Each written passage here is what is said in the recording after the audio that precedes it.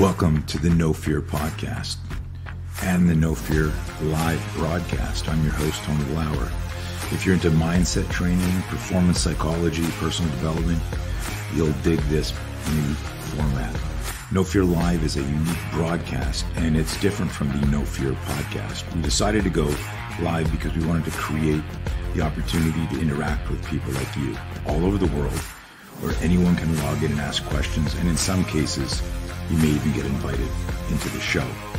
The great thing about the live broadcast is that it's much more personal for the listener. That's you. Remember, self-defense isn't always about a confrontation with someone else. The first and most important fight is winning the one inside your head.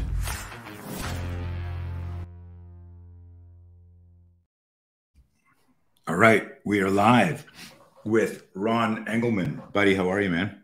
I'm doing pretty good. Good. How about yourself, my friend?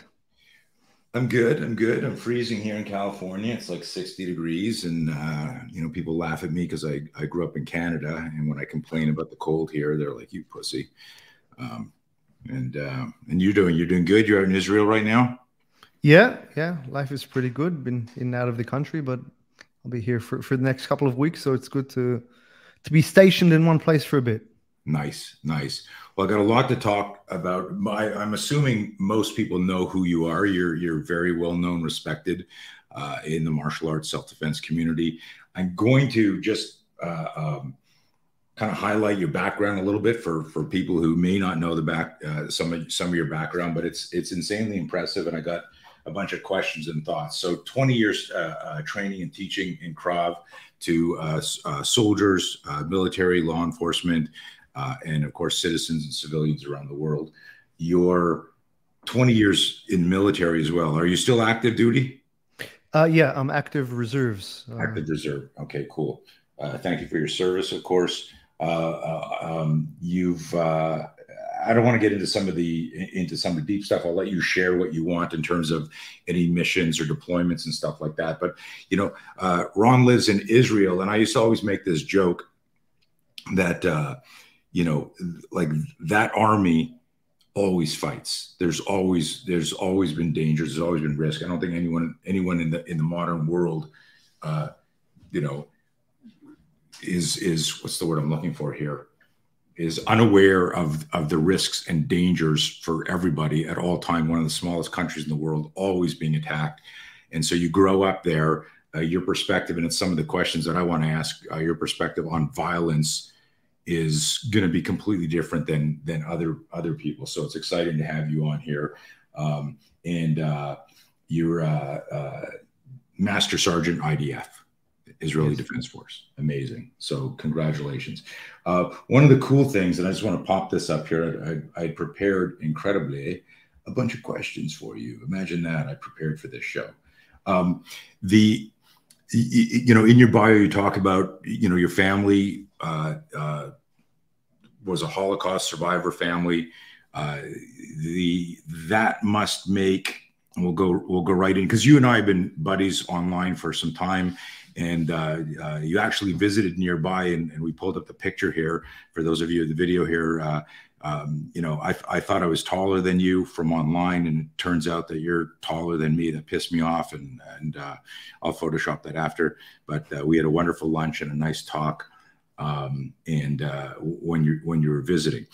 But what I wanted to really get into is this connection with, and we talked online a lot about the state of the world. And I'm going to start a little bit with that, then get into the Krav, the self-defense, the martial arts, the mindset, because you and I go back and forth online, and you think like two guys that have dedicated and devoted their lives to training and self-defense and martial arts, that we'd be talking about which fist we use when we do this. But we talk about our fear, our concern for the state of the world and where the world's going. And it's deep. Maybe we'll release our text messages one day as a coffee table book. But sure enough, I'm sure that'll get us canceled by a few people, but I'm game. Yeah. So I wanted to ask you, what as like the growing up out of the Holocaust as a young kid in Israel and seeing some of the stuff that's going on, like your perspective and your concern and observations are going to be completely different than mine or anyone else that didn't do that. Is there anything in that question that you go, oh shit, pass me the mic? What are your thoughts for the rest of the world? Yeah, absolutely. So look, like you said, it's I was exposed to the story of the Holocaust at quite an early age. Now, when I've got kids, I'd probably say a bit too young, if you ask me. Um, so my grandparents are survivors of the Holocaust. My grandmother was in Auschwitz. She survived Auschwitz together with her sister. The majority of her family was killed in the gas chambers in Auschwitz. My grandfather survived Bergen-Belsen. It's sure one of a hell of a way to start the podcast, but Yeah. let's say we're not much for foreplay, so let's get straight into it. And let me interject something here, because like as it started, I went, wow, this is like a really dark beginning. But everyone listening to this, there's going to be a moral and a message here.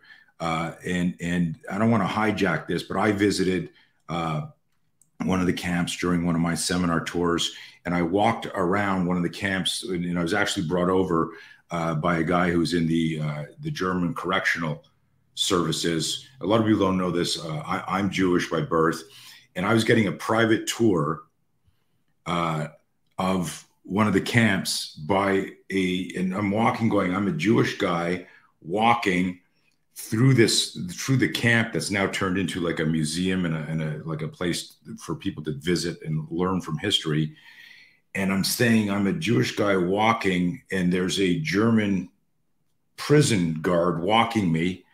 And literally you're walking around, folks, and there's the horror and the pictures and all this stuff. And there's literally a wall, and on the other side of the wall are people's homes that were there while this was going on.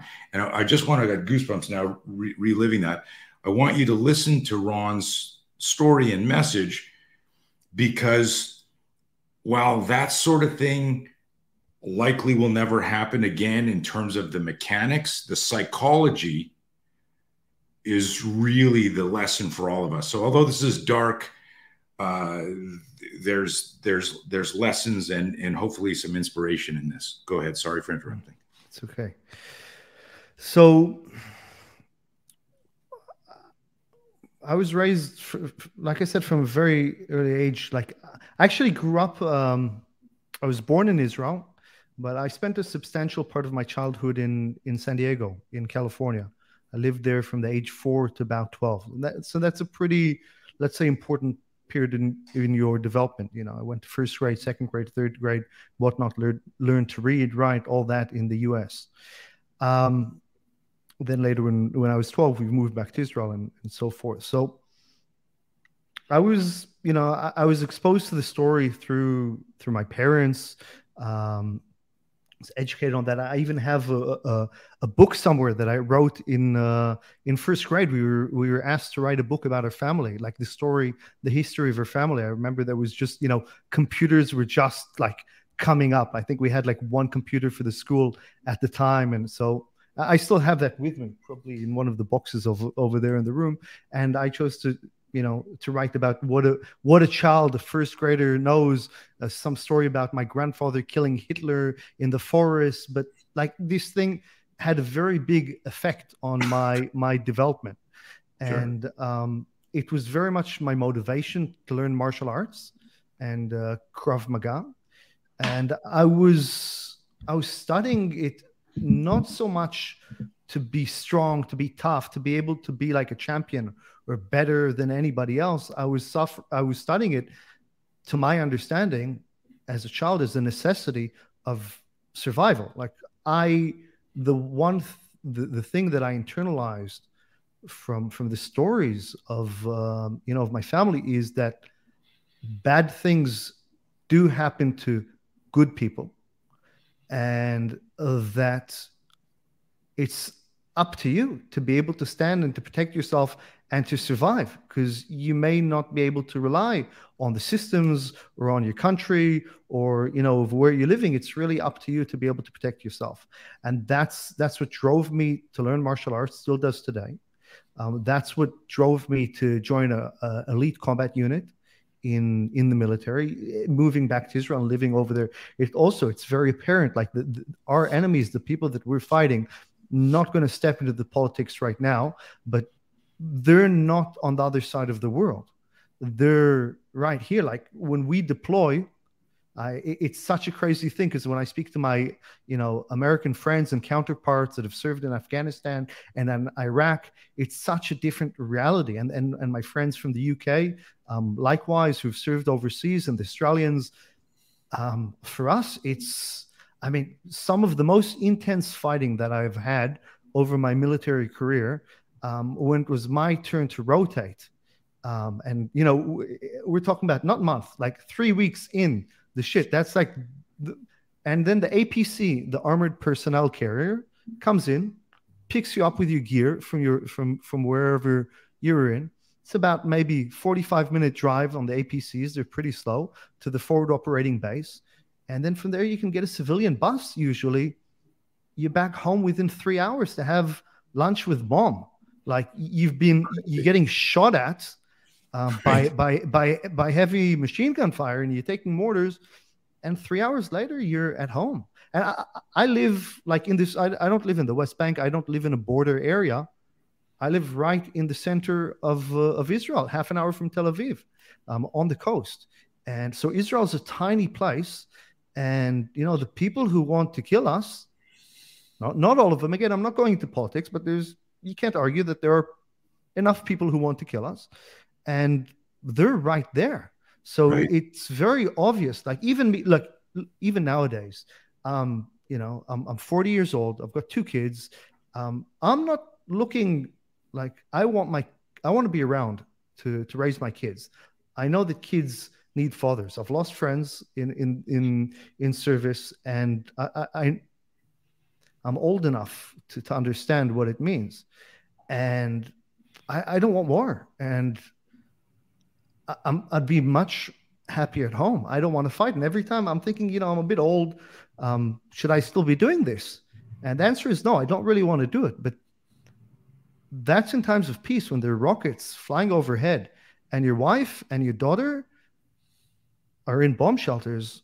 How would you say, frothing at the mouth? Like I'm ready to go. It's like, let me at them. When your loved ones are under fear, that I don't know, it at least from me, and I think out of anybody reasonable, just brings something out of you that let me at them, let me fight.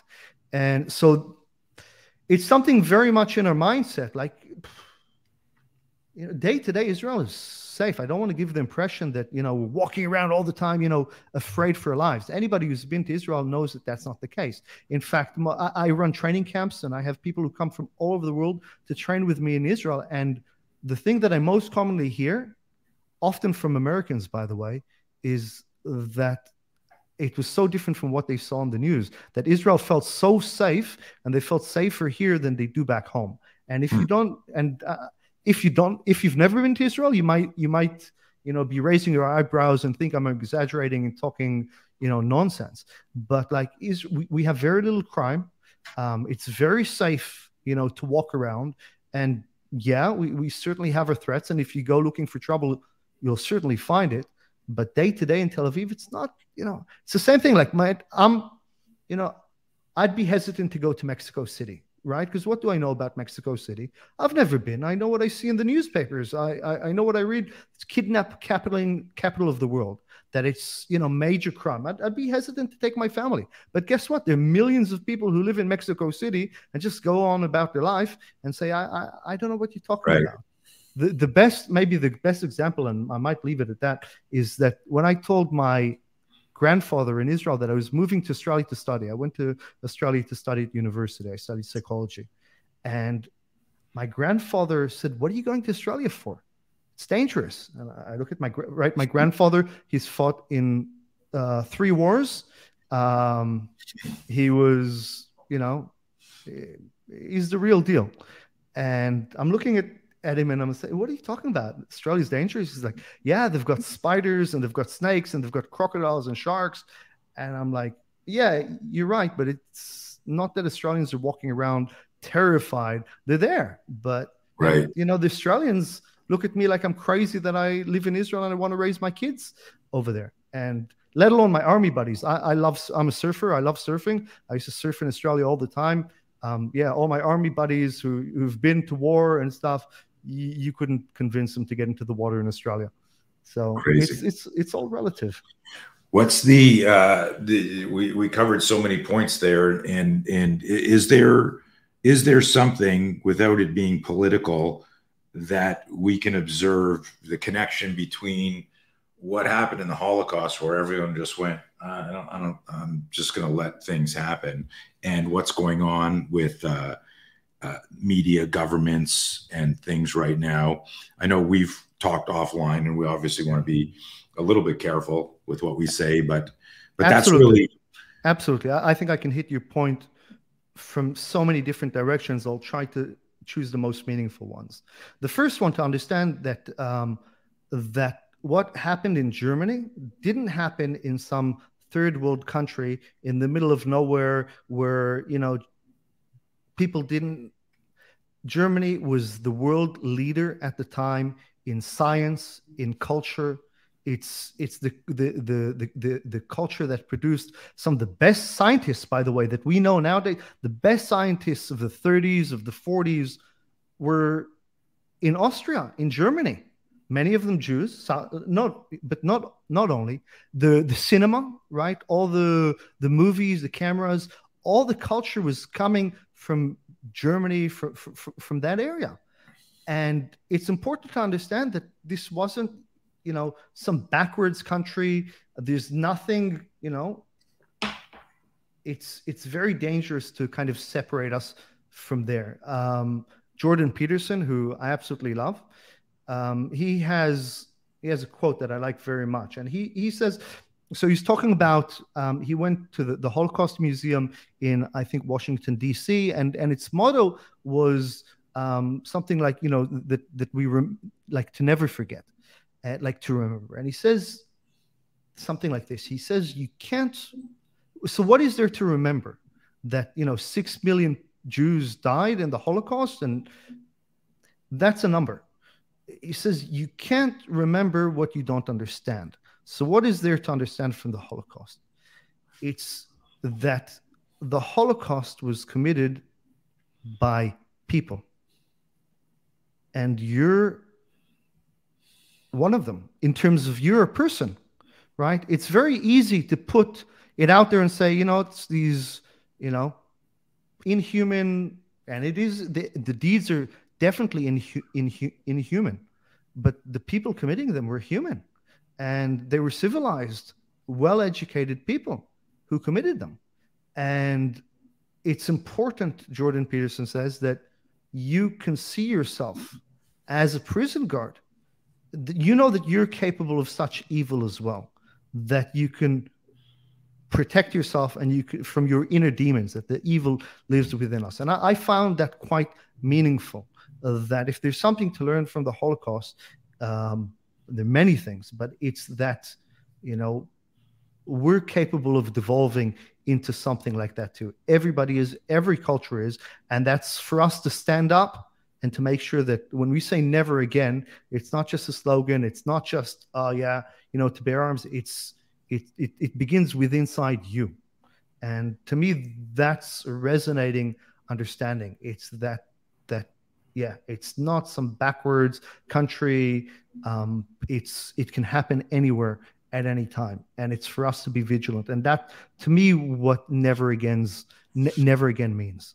I think that if this podcast had been like 3 years ago and you said that, people would go, oh, that's interesting. No. And then we saw the last 3 years, and there were some there were some memes that went around, and I didn't prepare them because I didn't know what we were going to talk about in detail. But there was one meme of like that referenced Germany that said if you ever wondered which side you'd be on, during the Holocaust, now you know.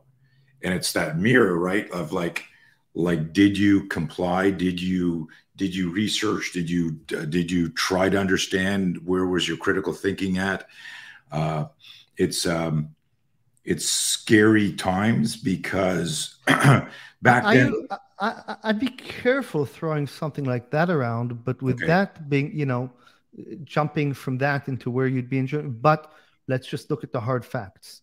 Forget about where you stood on, in the last 3 years, what happened. Let's look at the hard facts.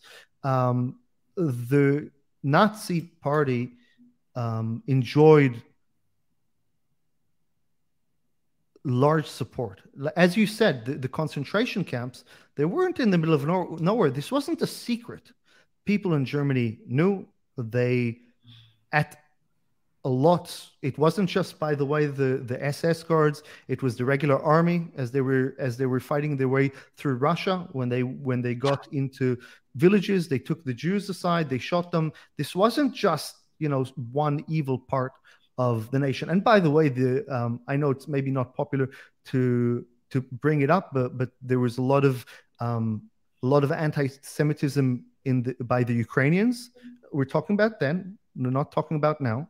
But my grandmother, she always said that the Ukrainian guards were worse than the German SS guards. In Romania, Romanian, citizens killed their. So I have family that came from Czechoslovakia. They went to the camps, and I have from my mom's side, they're from Romania and Bulgaria.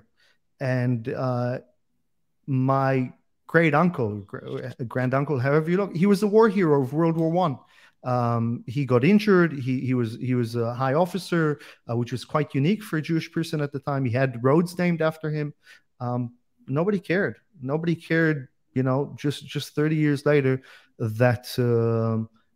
By the way, another statistic that people often don't know is that Jews had more casualties per capita on both sides of World War I.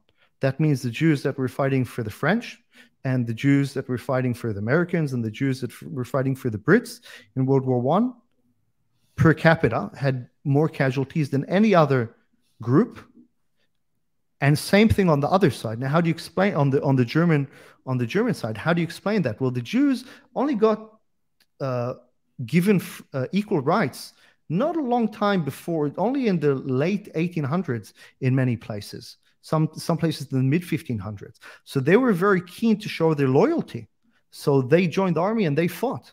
And the German Jews, they didn't want to run away. They saw what was happening, but they said, where am I going to go? This is my country. I'm not going to flee just because some madman and his cronies took over the country.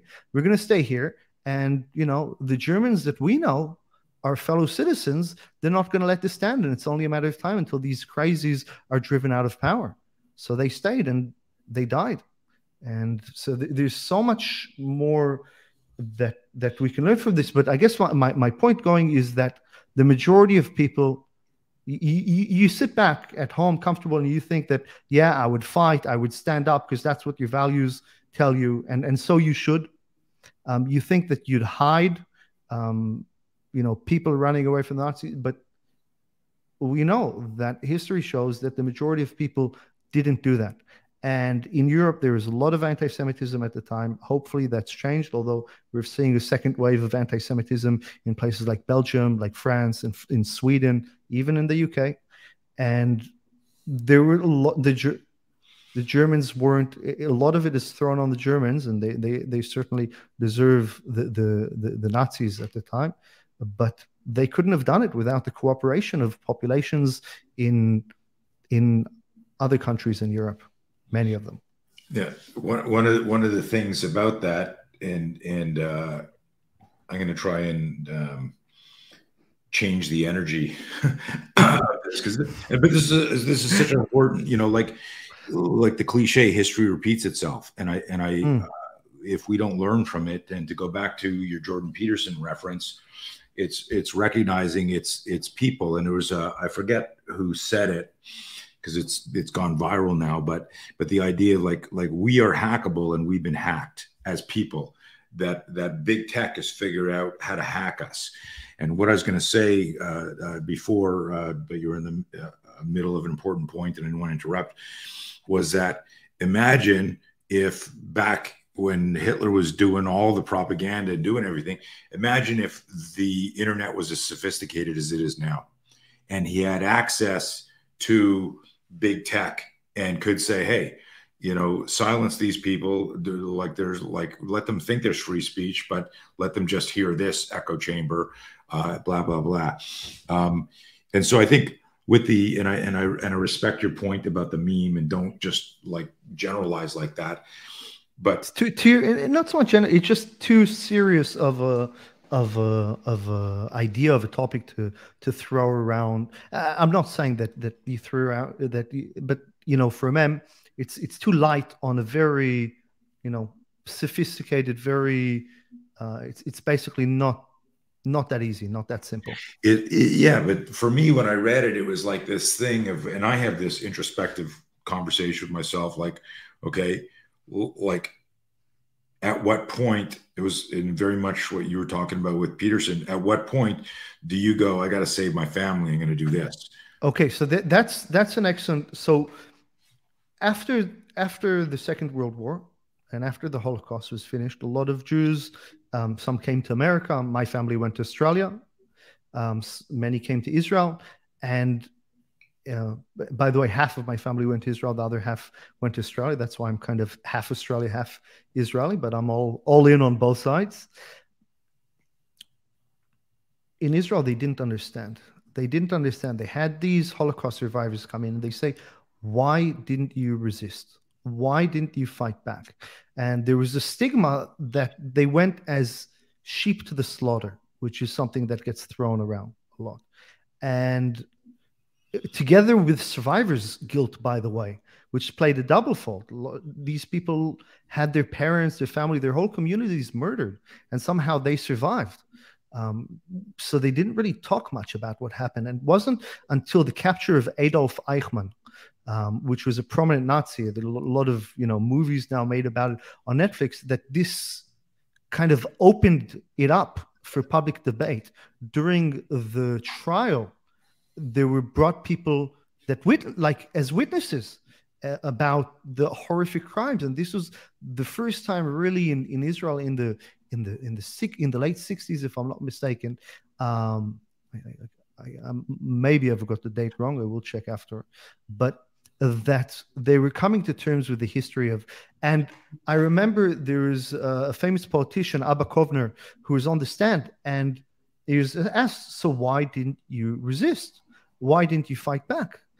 And he was saying a story of they were there watching some kid get punished and executed in the camps, and they say, at what point do you resist? And so at first, my family, for example, they were living in Czechoslovakia at the time, and then it becomes the municipality of Hungary. Hungary kind of takes over Czechoslovakia. No war, nothing.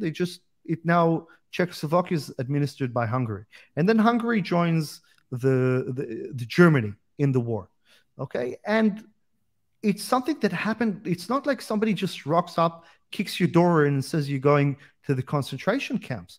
At the first, they wouldn't let the Jewish kids go to school, and then they started firing Jews. They wouldn't let them, work in positions. They had to give over the businesses to Aryans. And it's something that gradually happened. Then they said, look, we're going to send you to, an area of the town where we can protect you. They put them in ghettos. It's something that happened step by step by step by step by step. And by the time you're in, it's already too late. All of your power has been taken out of you, and then all you have really left is to choose how you're going to die. Like, you can storm the guards with your bare hands, but so how did the Holocaust happen? It happened step by step by step by step, over years. Yeah, and that's certainly something that we can learn from. 100%. Okay, let's pivot. We've saddened everybody enough, but guys, like it's interesting because there's so many interesting stories and questions about self-defense and martial arts and Krav and stuff like that I want to ask Ron. But I also know that if you have the opportunity to train with him, getting trained by somebody who has served in the IDF, is in the reserve in the IDF, learned Krav Maga, in Israel, in like the perspective is so different than anywhere else, because it's Israel and because of that history. And I think the relevance, I'm sitting here thinking like this is a conversation that you and I could have had over lunch. Mm-hmm. And I want the listeners to remember that. Like, this isn't like, hey, let's produce something slick so Ron gets more followers and your camps already sell out. So you don't need that. But it's, I wanted to have, and I didn't know where it was going to go, a deep conversation. So those of you that are listening to this, the point of this story, and it's sometimes these uncomfortable conversations that lead us to a deeper introspection, where that step by step you stop. And to me, the biggest thing missing in the world right now is critical thinking. And the reason people don't want or aren't capable of critical thinking, meaning do the research, ask the right questions, is because we are so hackable and distracted by big tech, and we're being manipulated all the time. It's been raining here for about 10 days. There's a couple of areas that are flooding in Northern California. Headline on CNN this morning is California is in a state of emergency. California is drowning. It's like if you're 7 years old and you see that, like you're walking by somewhere, or there's half the population going, oh my God, self-awareness improves critical thinking. The combination of improving your self-awareness and your critical thinking enhances your situational awareness, which means you can look at the shit around you. You see a stimulus and you're going, holy shit. But before you knee-jerk reaction or go, into that fetal fear, metaphoric position, you do your work, you do your research. Anyways, let's pivot. Hopefully you guys got something out of there. I know I did. And you covered a bunch of these things through your the stories that you told. This is the No Fear podcast, and there's a term that maybe some of our listeners aren't familiar with: stress inoculation, psychological adaptation. It's something that happens, military and law enforcement, if they get good training, they do scenario-based training, and they get this adaptation to the stress so that they can make decisions under duress. And step by step, that happens too. Like if someone said, Ron, I need you to run into this room with a gun and confront this armed gunman, you go, give me the gun, where's the room? Where someone else would go, oh my God, how do I use this gun? What room? What's he armed? Like suddenly the fear of doing that. And we forget very often that there was significant training and experience that led you to have that competence and that confidence. So my question is this: what's your relationship with fear? How do you view it? How do you manage it? And your experience, Ron, from years of Krav, military deployments, your relationship to danger. I remember my buddy Tim Kennedy, when he got into MMA, he was asked like a question, are you afraid of the other guy? He goes, dude, I'm in the military. Like I've had people shoot at me. I'm not worried about a guy punching me. Right. So, that's not necessarily true or untrue, but it's your perspective that matters. So my question for you is, what's your relationship with fear? How do you view it? How do you manage it? All right. So I like to think there's a saying, I don't know where I picked up, but it goes, don't be careful, be competent. Okay. To me, stress inoculation is a very big part of it. Like, I train people today the way I was trained, and not just in Krav Maga, but the way I was trained in the military. And the first thing is you learn the maneuvers. Let's say if we're doing weapons training, maneuvers within a platoon, or let's say a company, the first thing is you learn at the basic level. You learn how to operate your rifle. You learn the different parts. You go down to the shooting range. You learn how to use this tool. Maybe look at it as I learn how to throw a jab, right? Just as said alone, I learned how to throw a punch. And then the next step is, as you starting getting more, you start training within bigger and bigger units. So now I can do all the exercise by myself. Now I start training together as part of a squad, right? And then as part of a platoon, and then as part of a company. And then we go very quickly at every stage. First, you learn it dry. Dry means it's in the same in English, right? Dry drills where, without fire, without ammunition. And then you go and you do it live. And man, when you're doing even exercises at a brigade level, where you've got helicopters flying overhead and heavy mortars going off and tanks shooting, and man, it's just awe would awful be the right word in terms of full of awe. It just, to smell it, and the heat of the gunpowder and the shockwave coming from the tanks and from everything, that just, at the beginning, that it's quite, I don't know if stress is the right word. It's certainly a form of stress, but it's something that completely shakes you. How can you focus on, on hitting your little targets when there are tanks shooting by? And so that was a big part of how we got trained in the Army. It was, training under the stress of fatigue, of hunger, of being completely exhausted in terms of lack of sleep, in terms of pushed to the edge of your endurance. That's what I remember from basic training, from advanced infantry training. It was constantly being pushed to the edge of your limits, stressing your body and stressing your mind.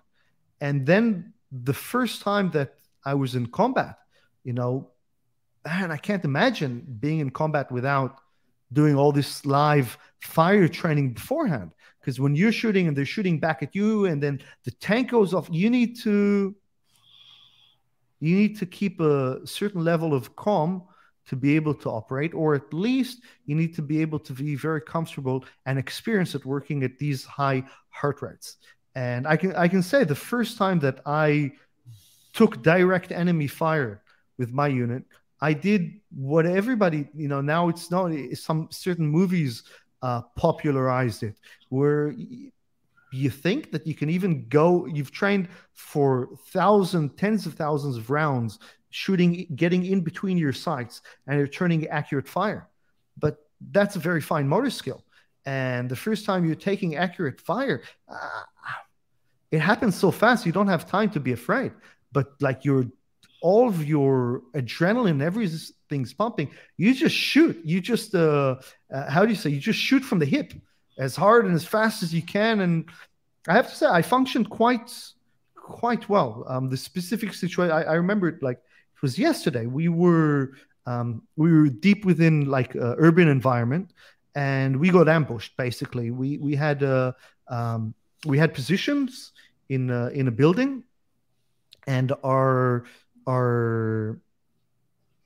let's say the captain, and we had certain viewpoints from positions on the top floor of a third-story building. And me, and I was only a private at the time, and me and a couple of corporals and a few other privates, we went down, and we had to move sandbags from the APCs into the house in order to just something logistically. But they were waiting for us. And as soon as we went out to the APCs, they started opening up heavy machine gun fire. They were shooting at the position that we had covering us.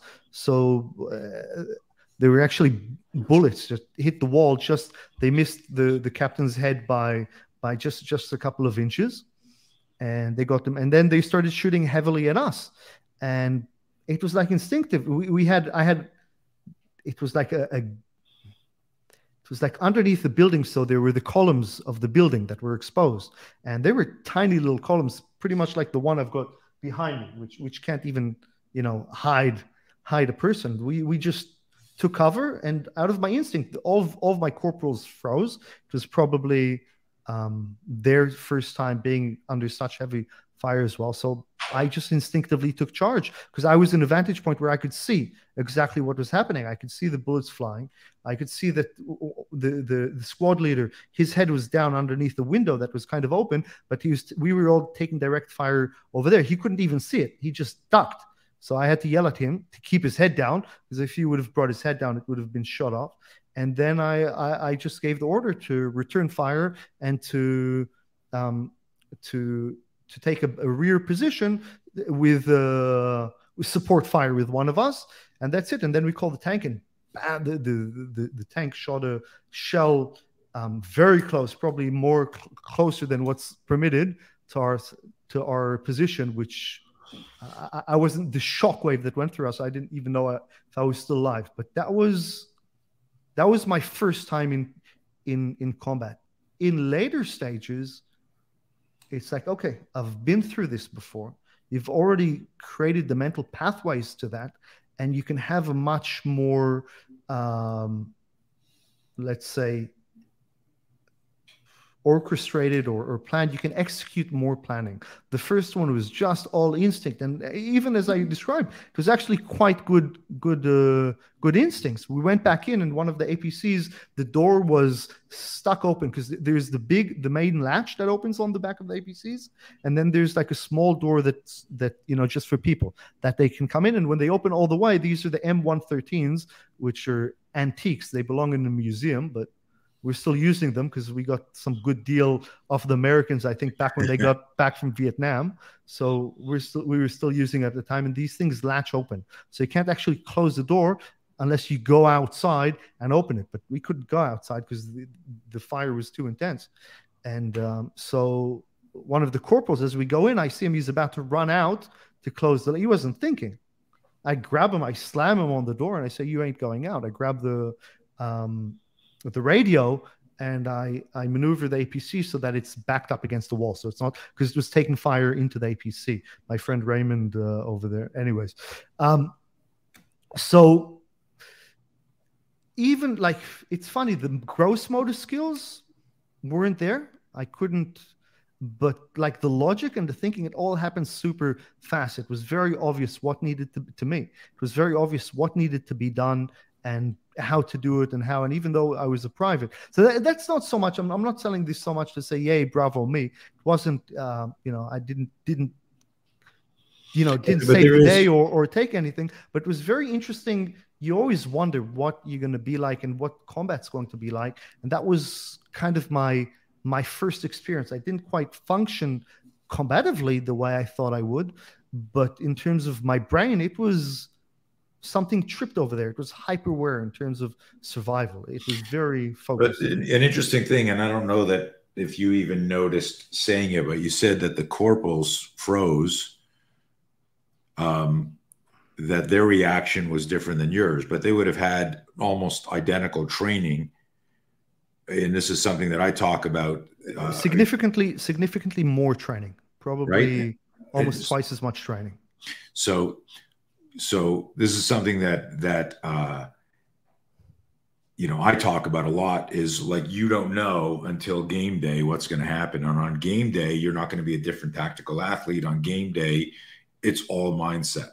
And from the story, if I'm like reading the tea leaves there, if we look at your career, that, you know, you've survived battle for decades, you've evolved in rank, but you've also become an entrepreneur and started your own association. You're teaching people, and you have a very specific mission to make sure men and women have the tools to protect themselves or their families. I would go back in time, and if I was looking at this through a time machine, I see a bunch of guys taking fire and people freaking out. And then there's one guy going, if we don't do something, we're going to get fucked up. And so there's something different in your mindset and the way you assimilated all the information, and nothing really to talk about there, because it'll turn into, yes, I am uniquely different and I'm a unicorn, but that's not the message there. It's somehow, and I want to make this a clear point for everyone listening. And this, the fun stuff about the live podcast. If any of you do have questions or comments, start popping them in there, and we'll get to them. But we can all get, there's a famous book called The Fog of War, and in it was like this like the question of why all these people were trained when it came time to shoot the enemy. Some couldn't shoot, some shot high, some shot low, and only a small percentage could engage the threat straight on. And when I look at that, it's not the biomechanics anymore. It's the emotional, psychological stability, and again, self-awareness, critical thinking, situational awareness, that connection there. And so obviously something, Ron, in you, if we look now at that first experience and your career decades later, there was something different in how you. It's funny you put it in those terms, because I never really looked at it in those terms, especially with that. But I would say in both cases, if we take it to business, it's about having a vision, understanding very, very quickly in 1 second, like really understanding the situation, understanding what needs to be done, and then executing. And that's where I live in the business world as well. As we had a chat when you were on my podcast, in the height of the COVID, of the lockdowns, it was about having a vision and being able to execute it in terms of putting out fires. And that's what I do in my business. I always have very good general managers that I work with, but I am the chaos in the business. I come, I see what needs to be done. I have a vision, and I'm not so easy to work with, because I'm pretty steadfast on my visions. And then I shake up the whole system and I say, hey, it's nice we've been doing it like this up until now, but I've got an idea and I have a way of, this is how we should be doing it now. And then all of my staff go, oh shit, now we have to learn how to do everything again differently. And I'm like, yeah, we do. So, but I am great. Give me a fire, give me a mountain to climb, give me something to win a battle, to fight, and I'll do it. I can't check my emails on a daily basis. I can't return phone calls. And I appreciate, like, consistency is a strong part of the equation. And that's the part that personally I struggle with. If it's a battle, let me at it. But the day-to-day, I find very difficult, especially in business. And that's why I surround myself with people who are exceptional at consistency, at delivering what they need day to day. And that's, if we jump back also, that's maybe in the military career, I was very good at excelling at taking the vision, doing the stuff. It was the day-to-day stuff. I can do it, but that's the stuff that does my head in. That's the stuff that is very difficult for me. I think we figured out why we like each other. Let me ask a couple of other questions, and we'll see if we got any questions from audiences.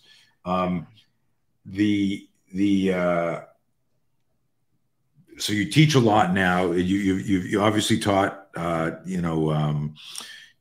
combative skills to military personnel, as well as civilians or citizens for us. What's the biggest difference between, we come back to people are people, but what's the biggest difference that you've seen if you got like a military group versus a civilian group? It's a weird question because there's obvious differences, but in terms of what you teach and what your messaging is, and what differences have you noticed? So it's actually funny because there's a lot more similarities than differences, and I'll explain what I mean. When you teach, so I love boxing, I love Brazilian jiu-jitsu, anything that has to do with combat, I'm all over it. I love it. The difference between the competitive sports is that you're dealing with athletes, right? Not only a lot of people do Brazilian jiu-jitsu, most people do Brazilian jiu-jitsu as a hobby, but as a competitive sport, when you're boxing, you're training as an athlete. You're doing it, 5 hours a day, 5 days a week. You're doing training camps, self-defense or martial arts. People do that twice, 3 times, maybe 4 times a week.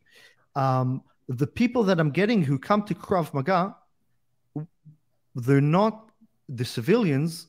They're not looking to become professional fighters. They're maybe not even looking to do it for multiple years. They're looking to experience it, to learn how to protect themselves, whatever their level of fitness is, whatever their level of fighting experience. Let's face it, a lot of people who come originally to Krav Maga, they're not boxers. They wouldn't be comfortable at the beginning. They wouldn't enjoy on the get-go going and getting punched in the head. They wouldn't enjoy in jiu-jitsu having somebody twice their size lay on top of them, sweating into their mouth.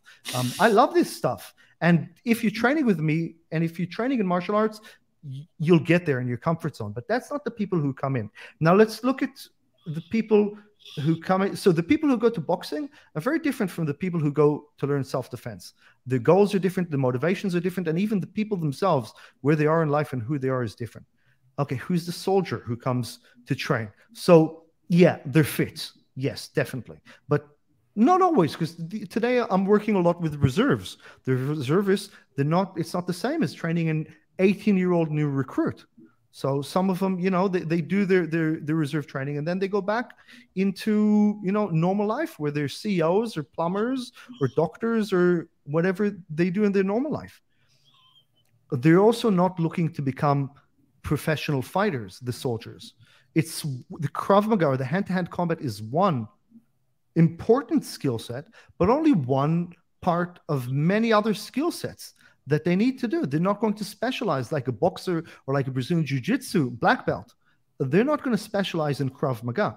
I need to give them to condense as much as possible and give them just the tools that they need so that they can become really good at a small subset of tools, and I need to choose which ones are the most important. I try to carry this onto my civilians as well. Bruce Lee said, I don't fear the man who's trained 1,000 kicks. I fear the man who's trained one kick 1,000 times.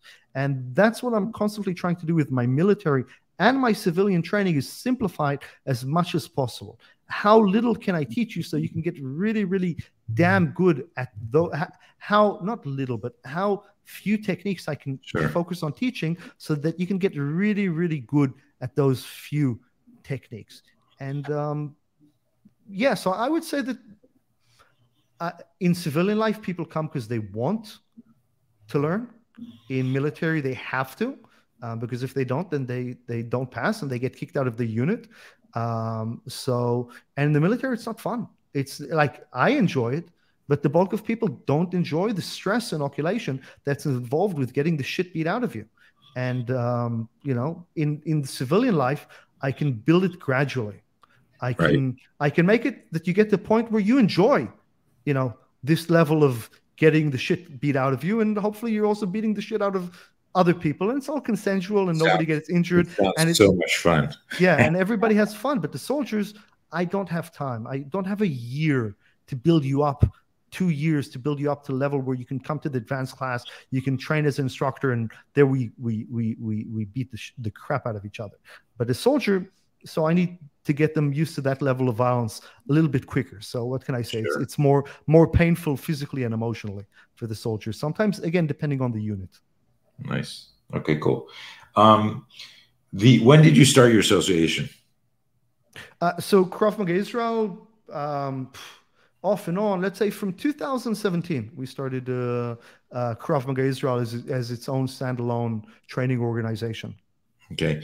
There's, and again, this is you could say next question, but there's so many Krav associations around the world right now.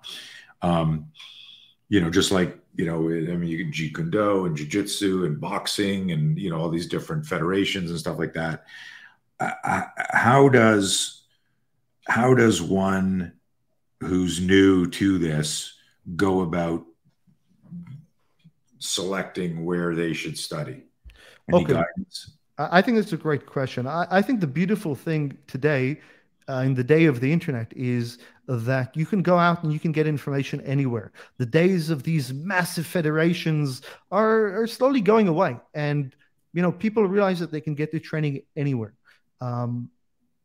I think that the most important thing when somebody's starting off learning anything, but Krav Maga is my area of expertise, so let me talk about Krav Maga, is go check out the school and see that you vibe with the people over there, with the culture, with the instructor. See that you like them and that you're going to enjoy training with them and that you're going to want to go there regularly. You don't need a master sergeant in the IDF with 20 years of experience to teach you the absolute basics. And I realize maybe I'm selling myself out of a job, but that's perfectly fine, because my mission is for people to get good training. If you're listening to this, I want you to find good training. And the most important thing is not how many black belts your instructor's has had or how many times he's been to war, or she. The important thing is, are these people who, you can connect to their values? Is it because Krav Maga and any martial art, you're learning not just the mechanics, you're learning values. You're joining part of a family, whether you realize it or not. So make sure that it's a family that you want to be a part of. That's the first stage. And second stage is go have a look, see how badass the instructor is, but what about the students? Does it look like they can protect themselves? Does it look like they'll be able to do what you want to be learning how to do? And don't only look at the athletes. Don't look at, the black belts, the young, badass, muscular guys. Look at some of the older students over there. Look at some of the people who are maybe not so in shape. How are they doing? Does it look like they can protect themselves, that they're going somewhere? Because it's no big deal to be strong and tall and handsome like me, and to be able to kick everybody's ass. But what about the normal people? And that's something maybe that set me apart. I'm joking, but right, neither me or you, we're not exceptionally big people. I'm not exceptionally gifted as far as athleticism goes. I've had to work really hard to do what I need to do. And I can really, a lot of my teaching, a lot of my understanding has been geared to normal people. And I realize also that what I'm teaching is not for people like me. I've dedicated, I've been training in martial arts for 30 years. I've been training longer. Ever since I was a little kid, I've dedicated my whole life to it. Most of the people that I teach aren't like me. So I'm not training myself. My training isn't for me. My training is for I enjoy just as much teaching beginners, probably more than I do, black belt level instructors. Good. I dig it. We got a few good questions, but before we get to them, I want a little bit more. How can somebody, and this is a little bit more granular, because that's great advice. And I say the same thing when somebody says, how do I pick a good school? I go, well, let's assume the movements are realistic and responsible, whether you're learning striking or grappling or kicking or whatever. And let's face it, if you're at the beginner stages, you probably don't know enough to be able to, charisma goes a long way. Unless, you and I, personally, we've dedicated our whole life, and I'm still learning, and that should be the approach. I'm still learning on what works, what doesn't.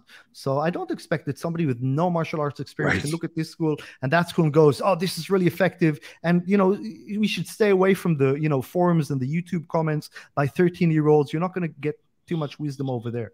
The best thing is go check it out, see with your own eyes, and don't look for. I get so often, sometimes parents go, "Oh, I want the deadliest martial art for my kid. What's the best way? Because they've been bullied at school. What's the best, the most effective martial art?" I'm like, "How old is your kid?" "He's 9." "Ah, okay. So you're looking for the deadliest martial art in the world for a 9-year-old kid. How about, signing him up somewhere where he's going to get some confidence? He's going to be accepted into Brotherhood of Warriors. Maybe that's more important than learning the most deadliest techniques out there." That's good advice, and you made me smile because it's a continuous evolution, and just this idea that you've been doing this for 3 decades. One of my favorite maxims is be willing to give up who you are today for who you could become tomorrow. And, that goes for, my training, my movement, my personal training, my professional training. And so I always have that growth mindset of like, okay. And I've told this to my students for years, if I was teaching you something and I saw a street fight out the window where a guy did something where I went, holy shit, that was the scariest thing I've ever seen. I'd give you all a break. And I've been saying this since like the early 2000s. I'd give everyone a break or give you something to do. I'd run outside. I'd, from a distance, hand the guy some money. And I go, hey, man, I just saw you drop that guy. You did shit that scared the shit out of me. How much for a private lesson? Is this enough? Is this enough? What did you do there? And then if I've got kind of one insight that has allowed me to evolve as a self-defense coach, it's and you alluded to it in different words, Ron. You said you're training other people. And we have a maxim in our instructor course: don't show your students what you can do, show them what they can do. Nobody gives a shit what you can do. It's like, what can you make and help other people to do?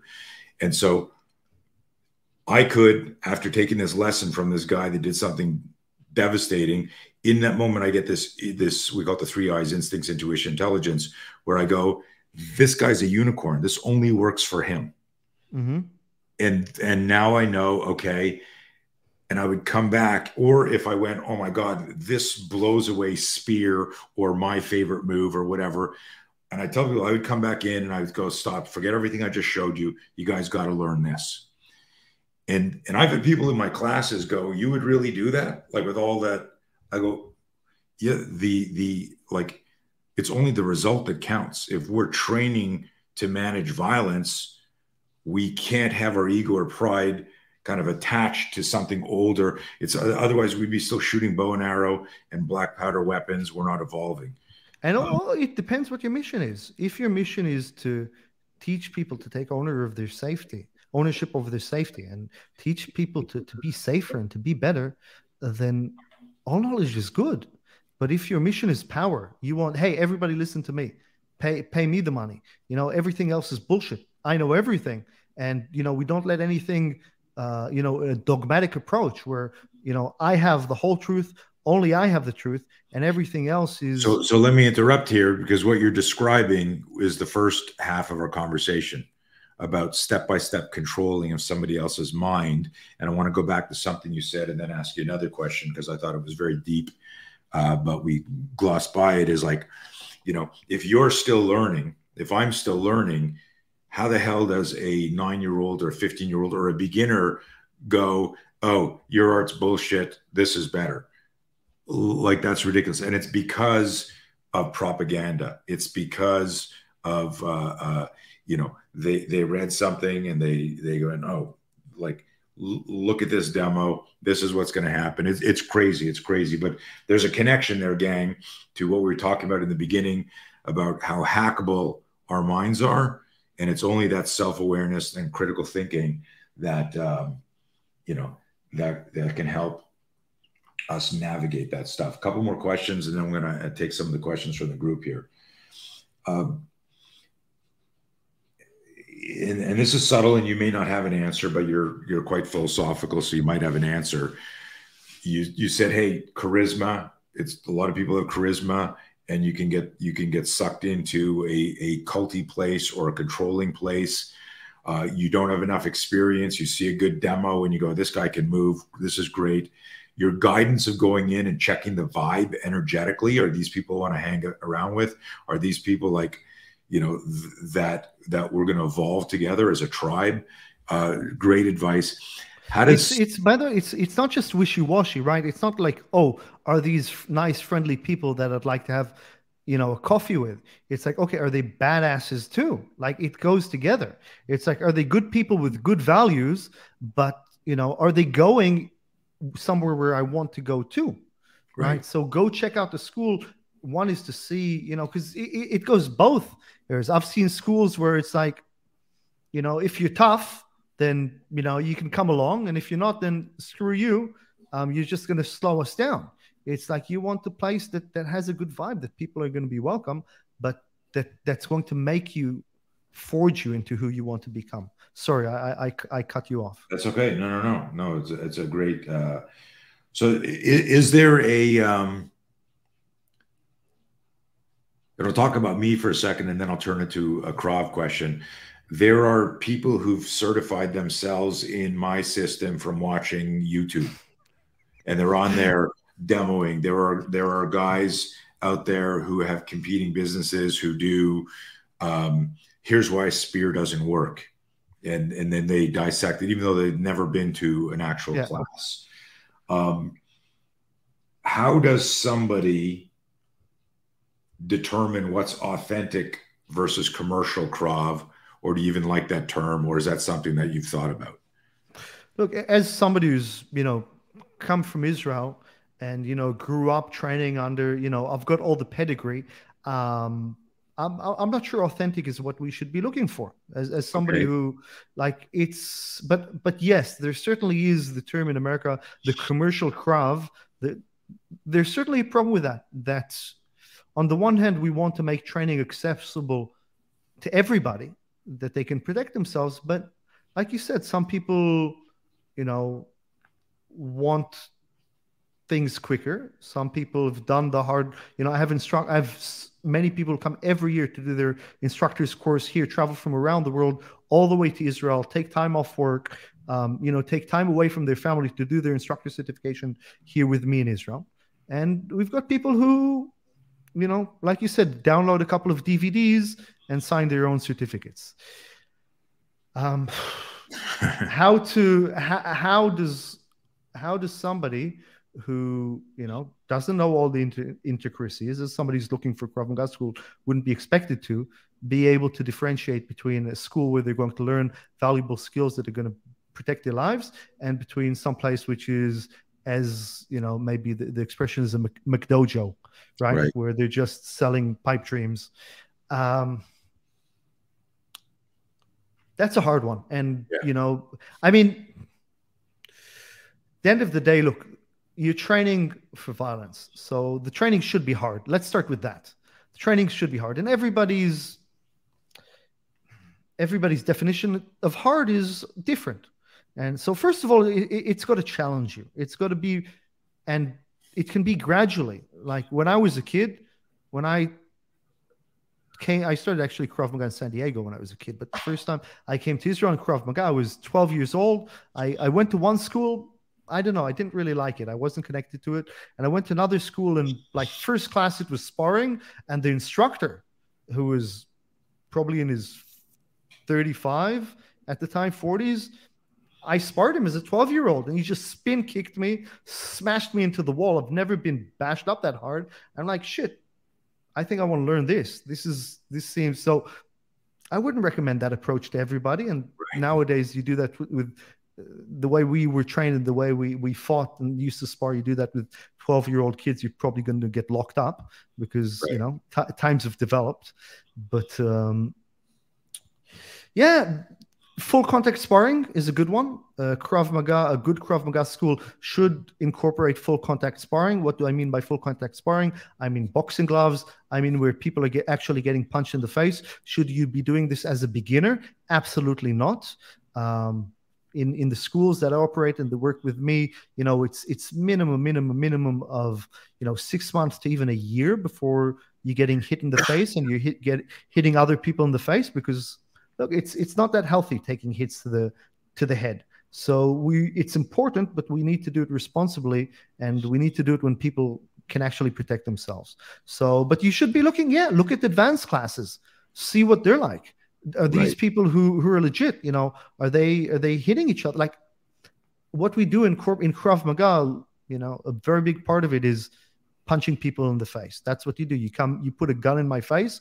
After I make sure the gun's not pointing in my face, I'm going to try to knock a few of your teeth out. You know, you put a gun, you try to come at me with a knife, I'm going to block it, but then I'm going to hit you as hard as I can. So if I'm training, and a very big part of my training involves punching people in the face, and usually it's people who don't want to be punched in the face, and they're going to be coming at me as hard as they can. I need to make sure that I'm training on that. That again comes into the stress inoculation, right? I need to be able to operate when somebody's trying to hurt me actively, in a controlled and protective manner, in a safe manner that's suitable towards my level and my skill set. But so full contact sparring, things that would look like boxing or like kickboxing. While we're not boxers, we're not kickboxers, and neither do we intend to be. But these forms of training and sparring certainly have a place in Krav Maga. Krav Maga was founded on Imi, the founder of Krav Maga. He was a boxer and a wrestler. So look at this. Look at the students. Can they punch?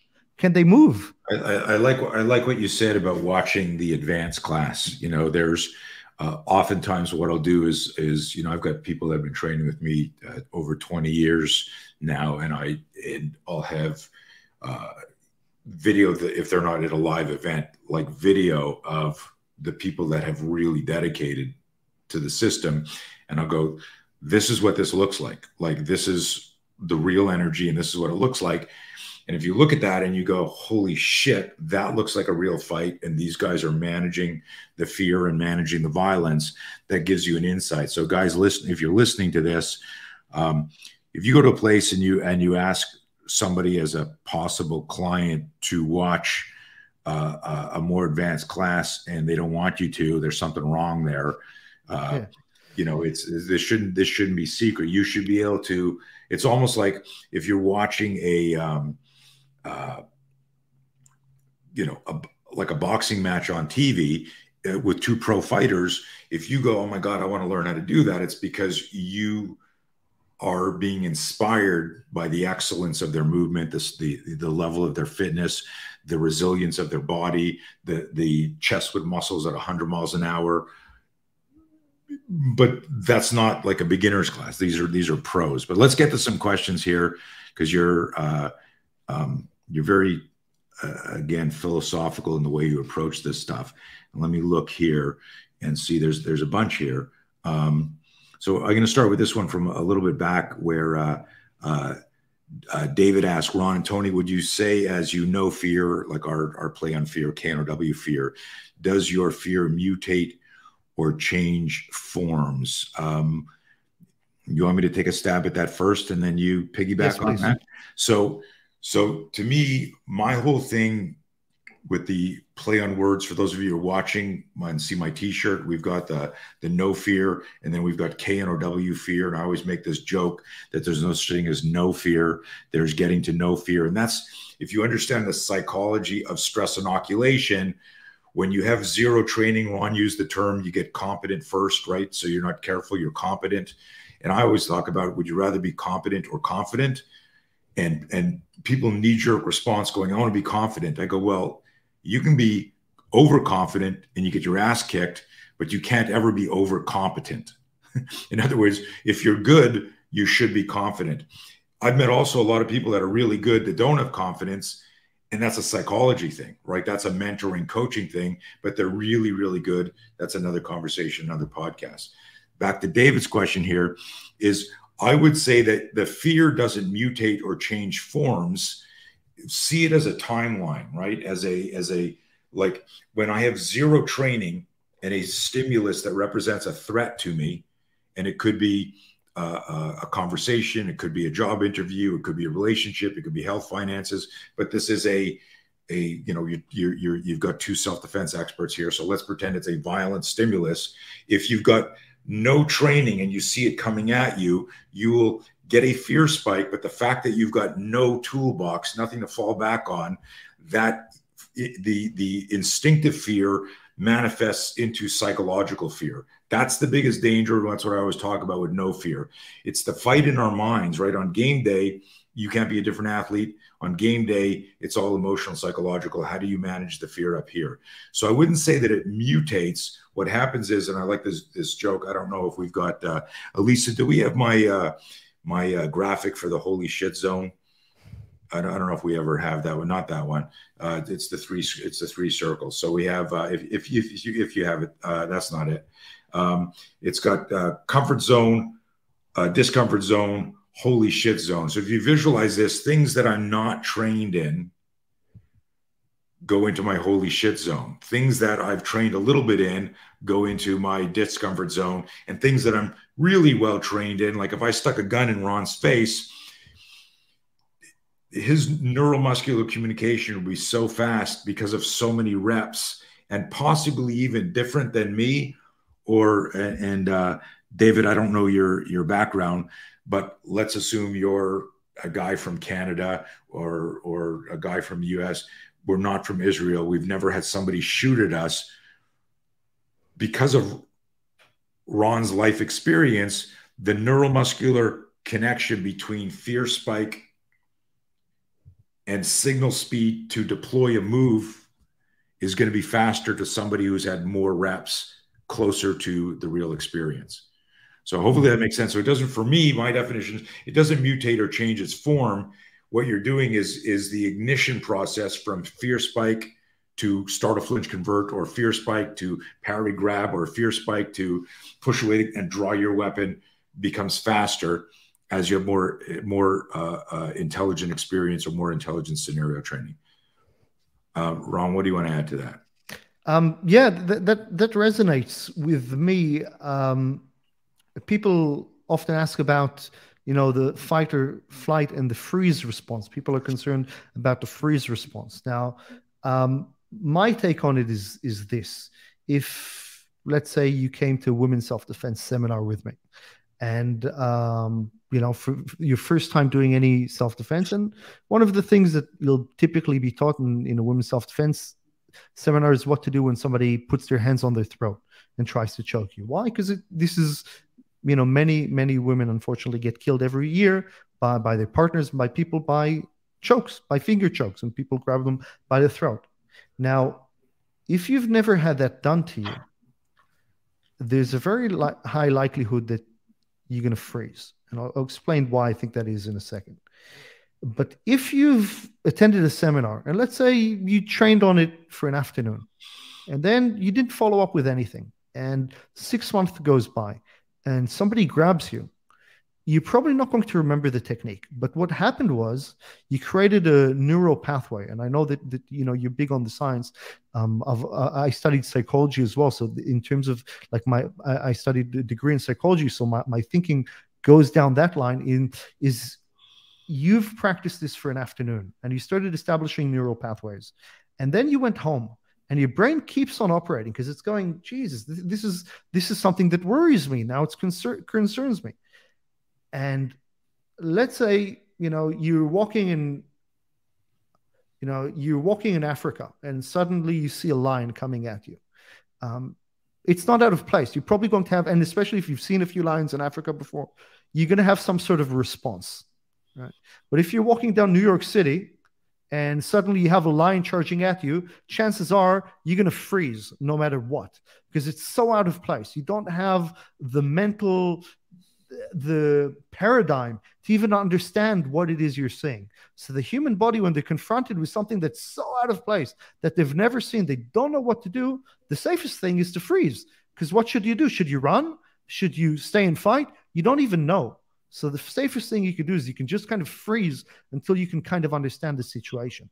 So I would take that analogy, same thing, to the person who've never even thought about somebody grabbing them by the throat. The moment somebody grabs them strong by the throat, especially when it's unexpected, because that's often how the case happens, and all of a sudden their windpipe starts constricting, the blood isn't going to their brain, chances are they're going to freeze. But if they've done even a little bit of training, but they don't remember the technique, but they've built those pathways, it's not something so foreign. So there we increase their chances of having some response. Is going to be the right response? I don't know what right means in the context, but is it going to be an effective response?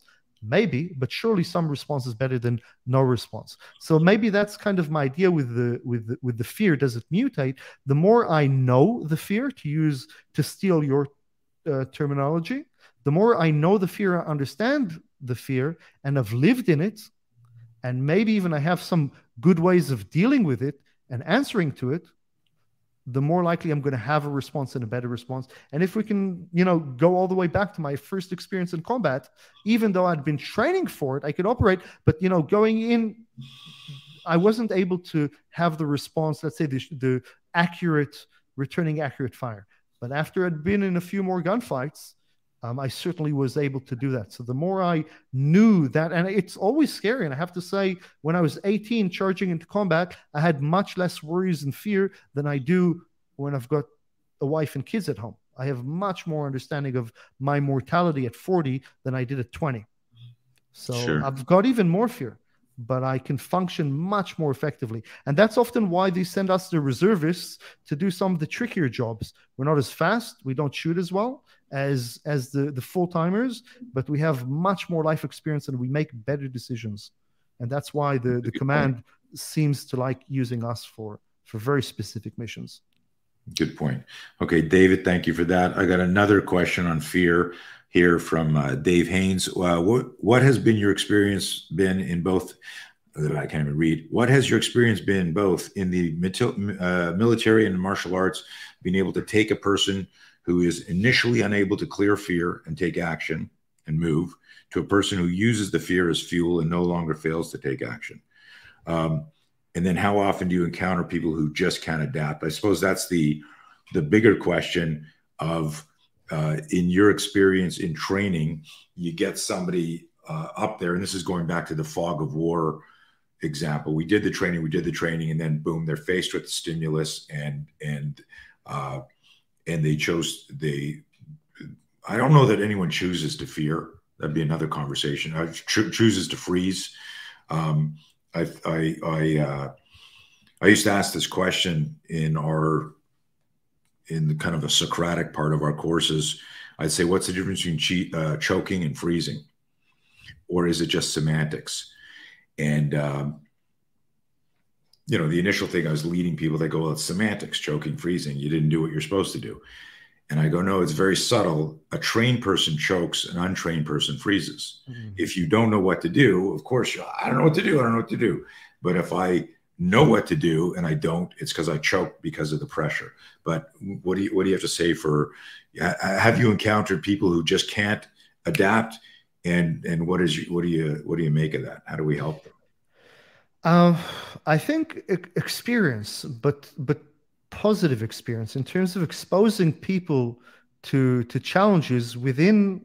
Look, in the perfect world, I'd build you up gradually, right? I'd build you up step by step by step. Every step you gain confidence and ownership over one of the steps, and then we moved to the next step.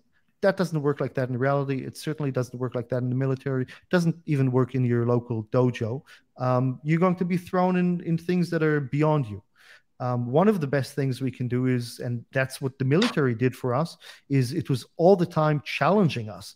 That's what you really become really good at. You develop this mindset of getting thrown at things that are incredibly difficult, and you build this confidence that you are capable of meeting these things that are incredibly difficult.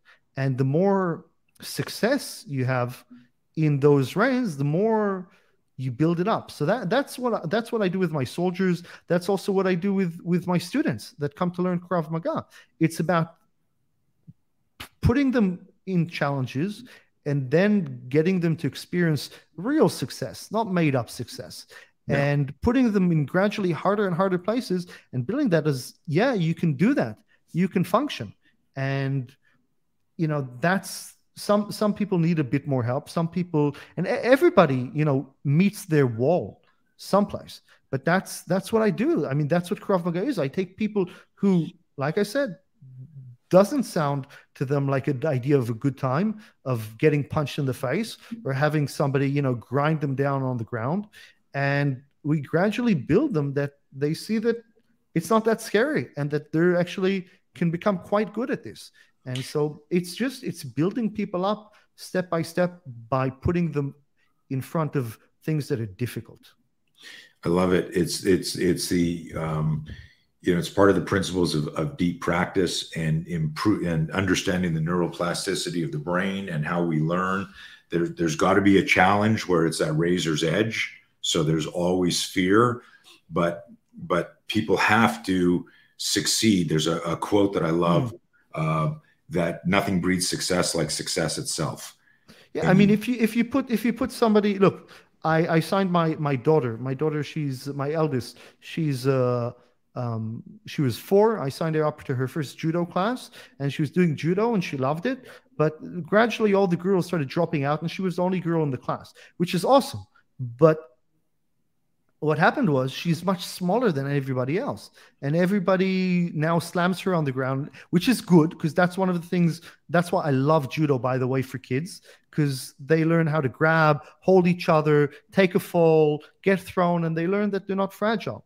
But the problem was, just because judo has a very big part in size, plays a very big role, especially at those ages when the technique isn't phenomenal. And I saw it wasn't good for her because she couldn't beat anybody. So what is she learning over there? She's learning that she couldn't win. So I understood this wasn't the group for her, and I had to move her to another group, not because the teacher wasn't great, right, but because it wasn't the right thing. So sometimes we meet challenges that break us. It all happens. Like, I mean, I've had my bouts with PTSD, and I certainly know a lot of people and have a lot of friends who've suffered severely from PTSD. And back now, we're a bit more aware of it. But back, when I was, full time and when I was doing my training, there was zero awareness to this stuff. And what I find is also martial arts training, Krav Maga, also really helps people with that. Especially some people who come to my training have been, victims of sexual abuse, have been suffered very violent assaults, and they come to learn Krav Maga looking for an answer because there's this fear. There's something that's been put in their mind of going, shit, this could happen again. And what do I have to ensure that nothing like awful? That's what, in my mind, a very big part of post-traumatic stress is something awful happened to you and you're reliving it, and your brain will make you relive it until you have an answer, some sort of answer of what can I do? And through the training, we gradually build people up and put them very gently into training. They say, you know what, I can do this. And it might not be to get them to say, hey, I can succeed, I can beat anybody. But it's enough to have, I heard a police officer, it's actually, is guys that were training, they're Australian Special Forces, medics, and they were offering tactical first aid training. And they were talking about police officers who've had partners who were shot and killed in the line of duty, and that just bled to death in their hands. And you can imagine what that does to somebody. And he said sometimes just the first aid training of, you might not be able to save them, but just it stuck with me. The words was having a dog in the fight, meaning that you can do something. It might not be the right thing. It might not solve the problem, but just not being completely helpless, because that's what builds PTSD. And that's why I think a lot of soldiers get PTSD, because we're not the type that are used to feeling helpless.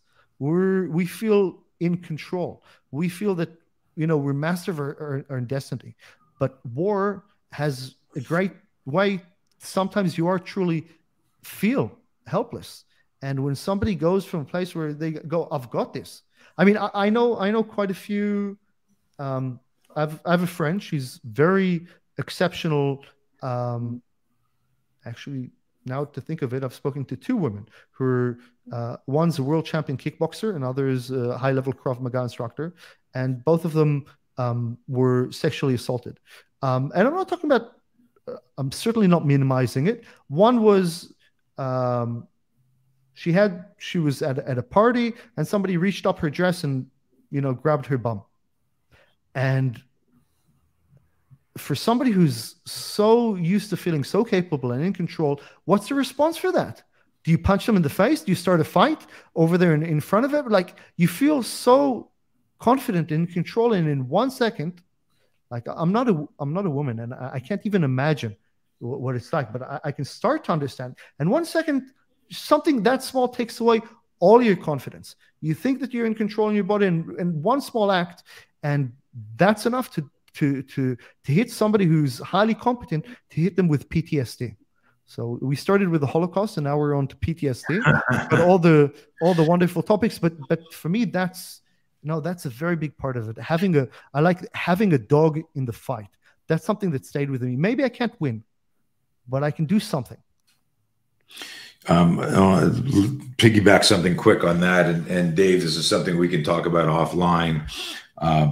But if somebody just can't adapt and they've gone through some sort of training, then I look at, I always say, I used to tell people, if I was coaching them on public speaking, I go, if the audience doesn't get it, it's the speaker's fault. You can't just say the audience was stupid if they didn't get it. Like, you need to take responsibility. What was it? What was your message? What was your speech? And this is, I think there's another question here that kind of piggybacks into this. Yeah, well, it was a comment that Graham Campbell made. He said it may be very hard to find a good practitioner and a good teacher. In other words, here's a guy, and I always say this, like, I think I did a show on it where I talked about the difference between a coach and the athlete. And I used Angelo Dundee and Sugar Ray Leonard as an example, where Sugar Ray Leonard, one of the greatest boxers of all time, won world titles in 5 different weight classes, like just unheard of skill. In one of his retirements, he stepped out and started coaching boxers, but nobody knows about that, and nobody ever won or became famous, because as smart as Sugar Ray is, and total respect to him, and I love him, that wasn't his wheelhouse, coaching other fighters. And so if I say to most people, like, did you know that Sugar Ray Leonard was a boxing coach? They go, no, he wasn't. I go, well, how would you not know that the great Sugar Ray Leonard also was a boxing coach? It's because none of his boxers became world champions. And so it's really a challenge to find somebody who can fight and can also coach, versus teach people, hey, do this, do it how I do it. And that goes back to that maxim, don't show your students what you can do, show them what they can do, understanding that mindset. So Dave, in that, if nothing breeds success like success itself, and like Ron had said, it's got to be positive reinforcement for them to act. So the challenge has to be there in the class. They need to know they can fail. It's not like a shoe-in. It's not a setup. Everyone wins. Everyone gets a trophy. They've still got to manifest. And this comes back to everything that my whole life is about now, about managing fear. At the end of the day, if I've taught somebody, oh, you can do 10 push-ups, and you can do 10 punches, and you can do 10 shots, and then they fail in a challenge, it was emotional, psychological misfire, because the physical skill sets were demonstrated before they were approved for the test. But let's move on to another question. This one's more directed towards you, from Jack. Ron, do you have any future plans to travel to the U.S. and hold seminars? If not, do you have any online training available for us starving for real Krav in the U.S.? Yeah, so definitely. We're actually in the works of putting together instructors course in the US, because we've been getting a lot of demand for it. We've got quite a few instructors over the years who've traveled to Israel and trained with us, but it's certainly not in all of the cities and all the states in the US. But yeah, I certainly do. There's a group, Ghost Ring Tactical, which I work with in New Mexico, which I've done training camps for them. Yeah, we're working on putting together some programs for 2023 in the US. So best way is, to follow the social medias, because we'll be posting there when we've got them, or you can just go on ronengelman.com, hit me an email, and I'll put you on a list that will make sure whoever's interested, we'll let them know once we've got programs. Beautiful, beautiful. It's already past 11 30, so we've been on over 90 minutes. I try to keep these around an hour, but we talked about too many deep things. The guys, this is Ron's main website, and what's your favorite social media? Where are you most active?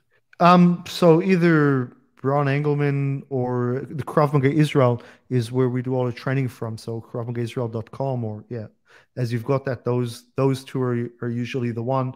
It's very small, everything we do, and that's how we like it. It's not this, major operation. It's pretty much, I know it's, working with you, I've seen it's pretty much a family operation. It's me, it's my wife, it's a few very close instructors that I've handpicked over the years, that I've worked with some of my colleagues. So it's a very small ship, and that's how we like it. All the instructors that certify and train are trained by me personally, and I know each and every one by name, and I work with them and talk to them on a regular basis, because that's what we're looking at doing. I'm not looking at to build some major, there's enough huge Krav Maga organizations in the world.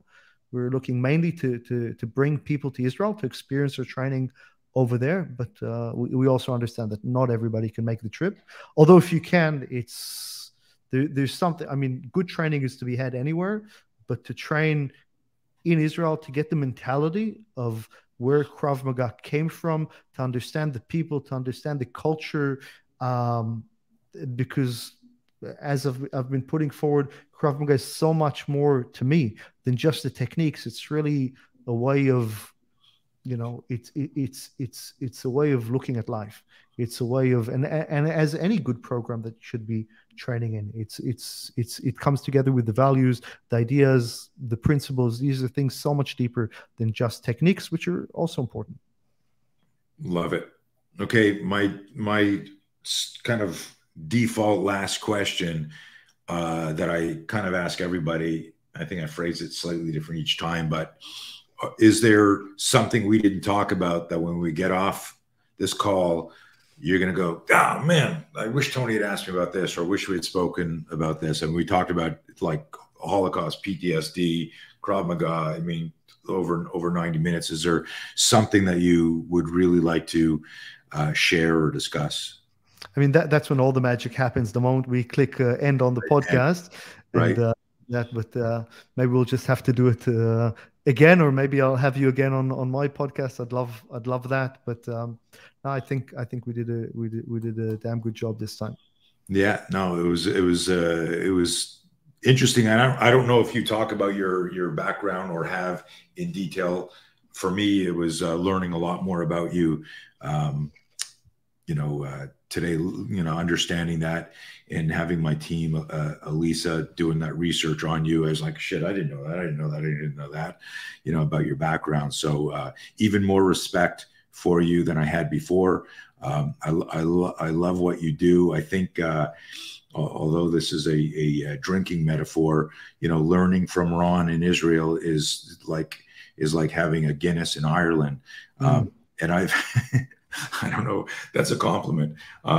Where, I've had a Guinness here and I've had a Guinness in Scotland. I've had a Guinness and it tastes different. The closer you get to Ireland, it actually tastes different. So if you can make it out there, certainly your photos and your team that runs the Krav Maga Israel site, we talked about that a couple of times offline, where I was like, wow, like this, good job. I mean, it's and that's the beauty of having a boutique business as opposed to some giant machine that you can't control.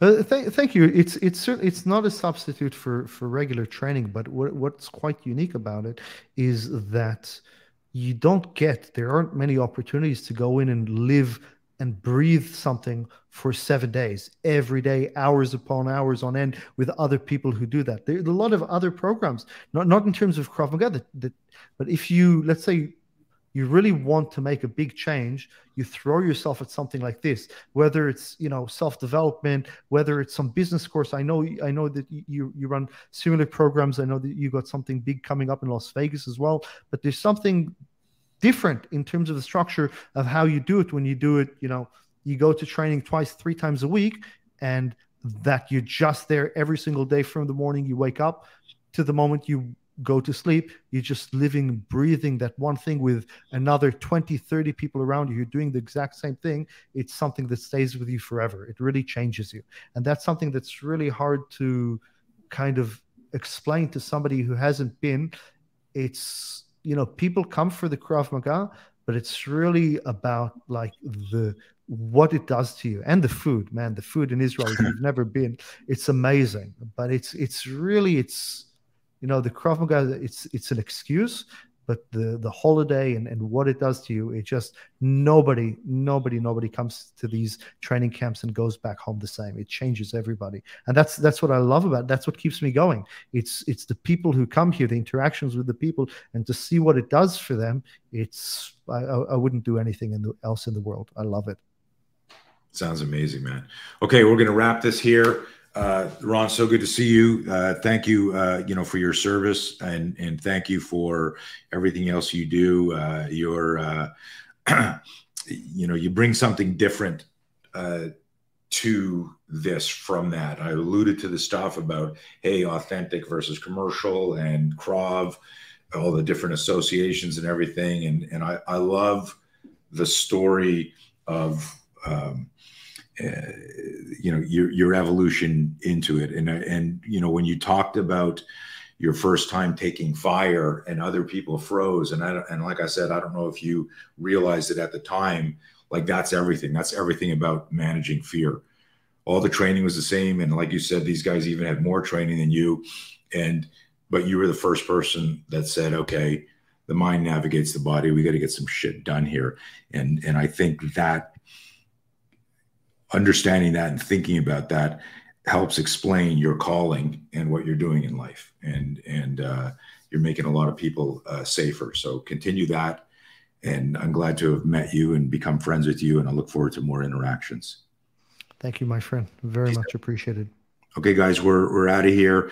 If you're not already on our newsletter and you want to get notified in advance, my team popped in there some newsletter links there. Do that, and we're going to get fancier with the show a little bit, and get some commercials going from some sponsors and things like that, all around fear management and tactical training and things like that. So, okay, signing off, and we will see you soon on the next No Fear Live. Take care.